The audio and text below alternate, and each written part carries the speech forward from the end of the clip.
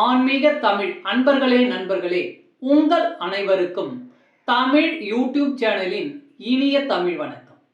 தாய்மொழியால் இணைவோம், தாய்மொழியை வளர்ப்போம். வாழ்க தமிழ், வளர்க தமிழ்.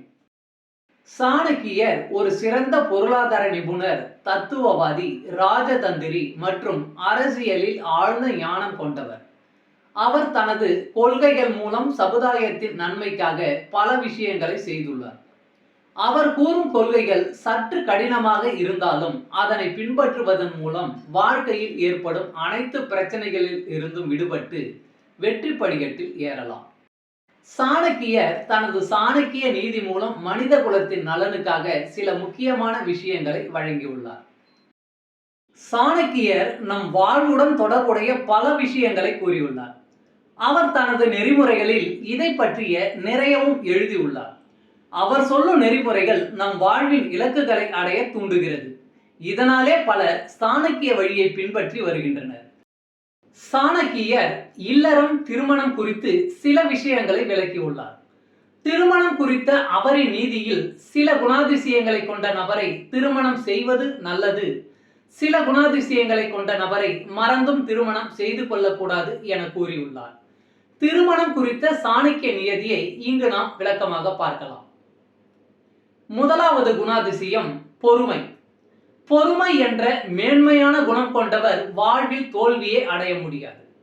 ஒருவர் பொறுமையான நபரை திருமணம் செய்துவிட்டால் அவரின் விதியை மாற்றக்கூடிய வாய்ப்பு உள்ளது. வாழ்க்கையில் பொறுமை மிகவும் அவசியம். பொறுமையான நபர் வாழ்க்கையை அனுசரித்து சென்று மகிழ்ச்சியான இல்லறத்தை நடத்துவார். பொறுமை இல்லாதவரை ஒருபோதும் மணக்கக்கூடாது. இரண்டாவது குணாதிசயம் மனநிறைவு. சாணக்கியரின் கூற்றுப்படி மனநிறைவு கொண்ட நபரை திருமணம் செய்வதால் அதிர்ஷ்ட பலனை தருகிறது. மனநிறைவு உடைய ஒருவர் எந்த சூழ்நிலையிலும் சலனப்பட மாட்டான். தன் துணையுடன் மனதார மகிழ்ச்சியாக விளையாடுவார். இல்லற தாம்பத்தியத்திலும் மனநிறைவு கொள்வார். திருப்தி அடையாத ஒருவரை திருமணம் செய்யவே கூடாது.